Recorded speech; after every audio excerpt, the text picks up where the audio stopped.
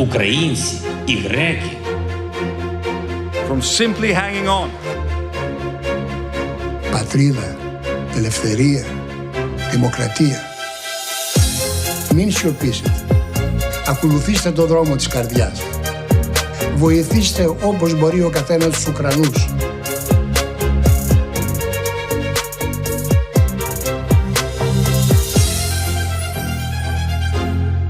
Hi everyone, welcome to Panticapaeon, the Greek-Ukrainian podcast. I am your host Ilya, and this is our first episode. So let me state the goal of this series. So the aim is to create a communications forum for two generations. On the one hand, we have young Ukrainians who seek democracy and rule of law, and have found themselves in an epic fight for survival. And on the other, we have young Greeks who just start to recover from a catastrophic, multifaceted crisis. Basically, I want us to get to know each other. So in this spirit, we have here with us a co-organizer of the biggest pro-Ukrainian demonstration in Greece, which occurred in the spring of 2022 in the Constitution Square of Athens. I am delighted and honored to talk with Odysseas Vlachonikolos. Odysseas, good to have you here, and I want people to get to know you first. Tell us about you. Hello, Elias. Thank you for having me. This invitation is really delighted from my side. Now, who am I? I'm not something special, I think. It's like I'm a student right now. I'm a senior student in Athens University of Economics and Business, the same university you also went in Greece, and just finished my internship. Right now, I'm continuing my job in the previous enterprise. I did my internship, and right now I'm starting to search for the how is adult life in reality. So this is me. And what did you study? If you can tell us more, that would be great, just to get to know your profile a bit. I study international and European economics, which has a little bit of economics, a little bit of politics, a little bit of law. It's kind of a combination. And right now I'm working for a company which is specialized in European projects, Erasmus Plus projects. And this is now my expertise. Have you done Erasmus yourself? Yes, I've done an Erasmus. It was an amazing experience. I was in Sweden, in a small town called Odde. I think the experience is a lifetime experience. Every young European has to do an Erasmus exchange. It learns so much about other people's culture. It's like an escape from your national reality. I don't regret any activity I did there. Did you get to form any European consciousness? Did you expand your understanding outside the national boundaries? When I went to Sweden, I realized what common values we have with the rest of the European people, especially the young. We share so many same thoughts, same values. We somehow know what the breaking news were in each other's countries, so we had political conversations as well. Yes, I would say that Erasmus program is it helps to create this European consciousness. Yeah, and from a political point of view, I know that you're a part of a young liberal organization. Can you tell us a bit more about that? We actually started an organization for universities. We saw so many wrong things being done in Greek universities, so we wanted to change that. Then we somehow wanted to form a national organization to promote, for example, values of freedom inside the universities. But at some point we realized that, okay, this is a short-term project. We should do it in a long-term project. We believe that we share many more values outside of the university. So we said, why don't we do it in a youth area, in a more broader area? We upgraded from the universities into a youth organization. So now our mission is to enhance and cultivate the Greek liberal youth, visualizing that the Greek youth will lead the battle of ideas in Greece. We want to get out of the house and fight for the values we all believe. Thanks. I guess you just hinted why you organized this protest. I would like to delve deeper in your motive. how did a pro-Ukraine protest come in your mind? Because you could be doing so many things, but instead you decided to go ahead and do that. You could be playing a video game or go for a drink, but instead you chose that. Why did you decide to do something that really became a historic protest? Well, I think that this protest actually aligns with our project's mission. It was mostly very emotional for us. It was for the first time in history we saw another Axis versus Alliance sides forming.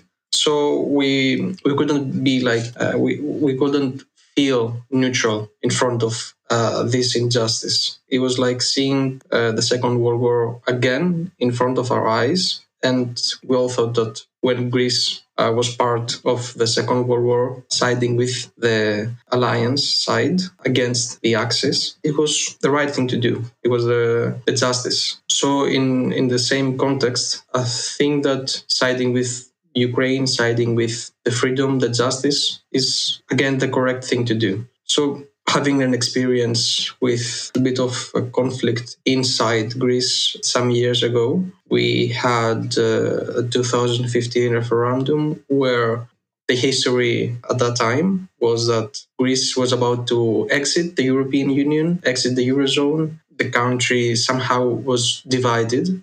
And the general thought was that the values of freedom, the values of democracy are being threatened. Therefore, we should fight for them to stay inside this democratic family. And eventually we managed to stay in this family. So in this kind of context, as a Greek person, I think that the Ukrainian struggle right now is the same struggle for Greeks 8 years ago when the country was fighting to stay in the family of democracy and freedom.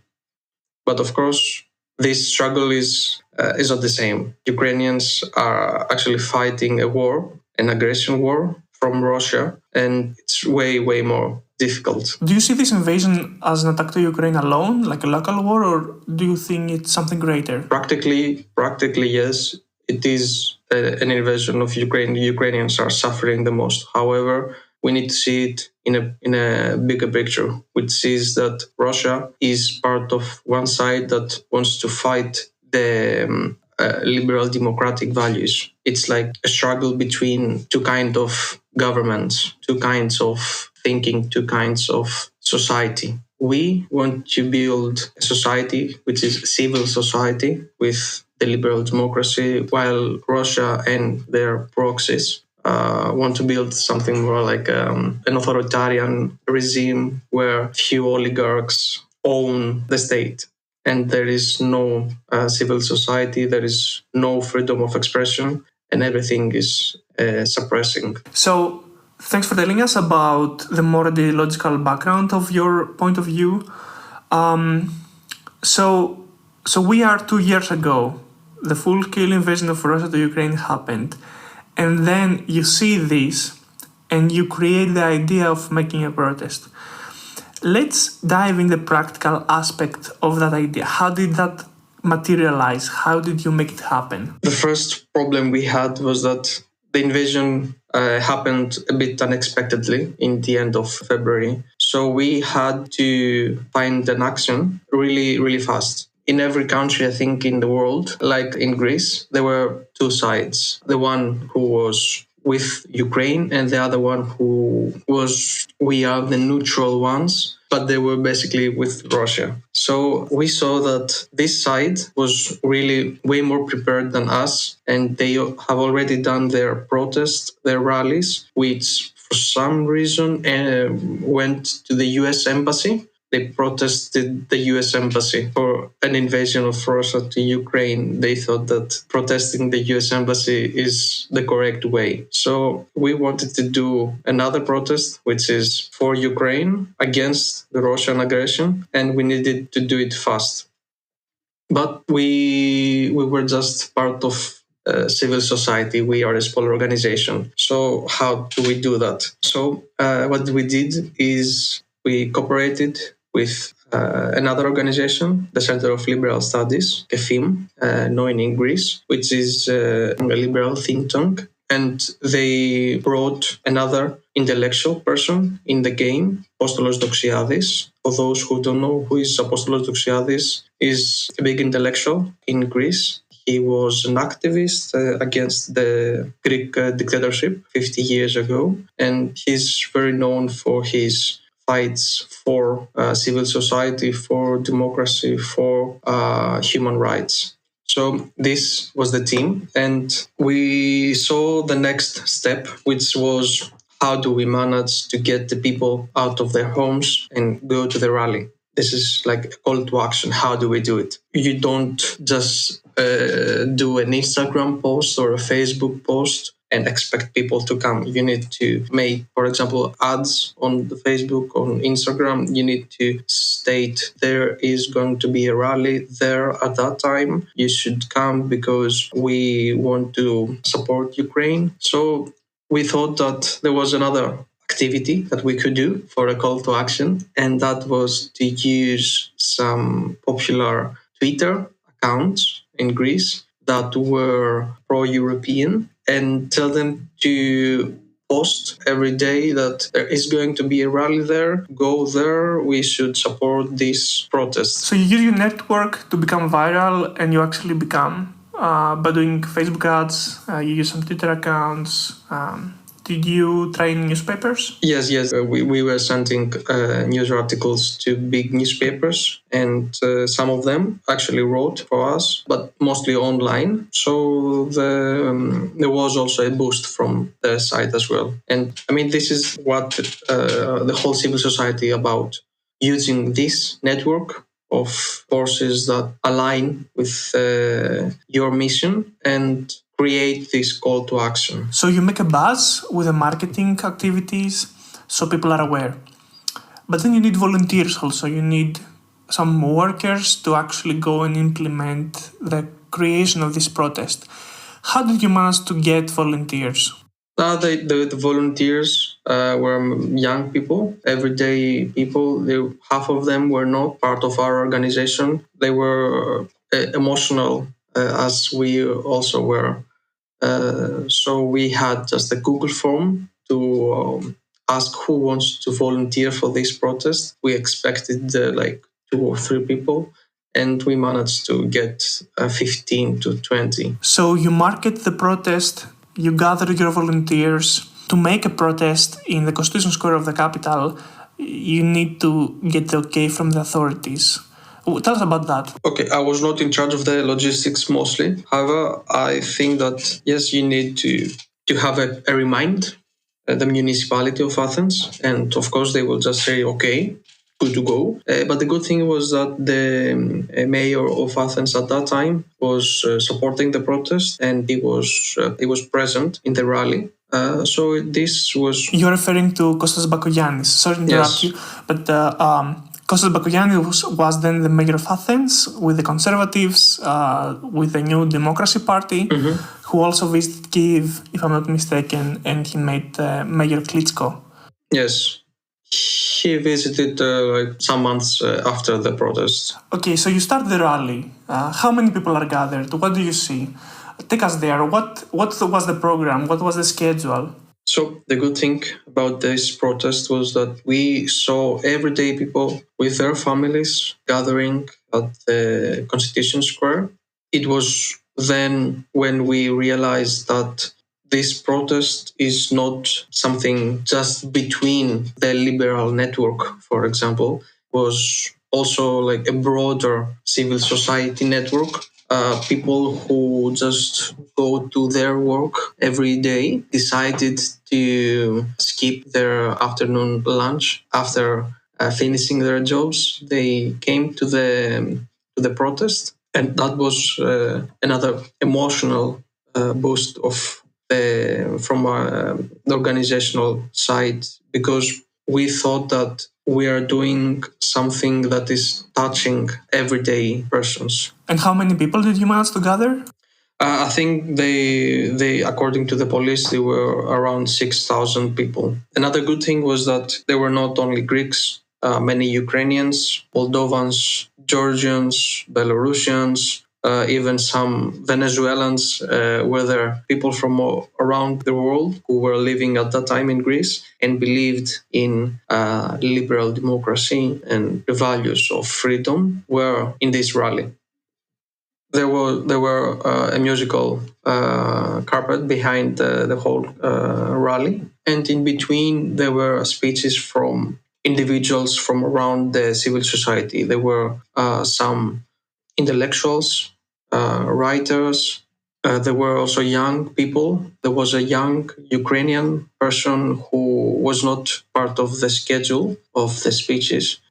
He had a very emotional speech stating that he was very shocked from this invasion and he could go to Ukraine to fight when his home is going to be attacked. And this is a really brave thing to say in front of 6,000 people.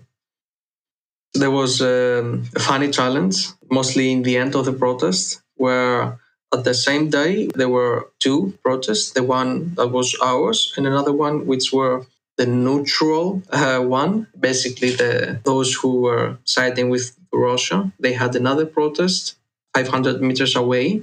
And when we were finishing the protest, their rally came near us and they had, their own speakers. And then they were shouting their own chants. So we thought that why should we accept that? And then the speakers of our rally was turned behind us and they were targeting their chants. And we were trying to, escape. We wanted to stop their chants from entering, their voice entering in the protest. So that was a funny challenge, I would say. So most of them, I guess, would be from the Communist Party, right? Just for the listeners who don't know, Greece has a Communist Party. I think they must have the highest voting share in Europe. And now in the polls, they have about 10%. In the parliament, they were voted with about 7 to 8%. So we do have quite some people on the extremes. So did they counter-protest because of your protest, or had they organized that already before they knew about your thing? They didn't say it was a counter-protest, but it felt that way.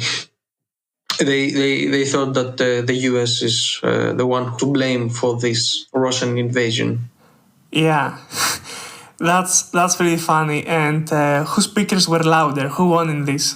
Oh, probably we won. We had bigger speakers and they were facing them. So it was pretty funny. Thank you, Odysseas. Do you think the protest had a tangible impact? Did you influence more people? Did this lead to any actions? I know that Greece helped militarily somehow. Do you think you had any say in that? The biggest impact from this rally was the moral enhancement of Ukrainians living in Greece. I think that just before the war, the network of Ukrainians was really influenced by Russia. And when they felt that Russia is turning their back and they're fighting their homes, they felt really alone.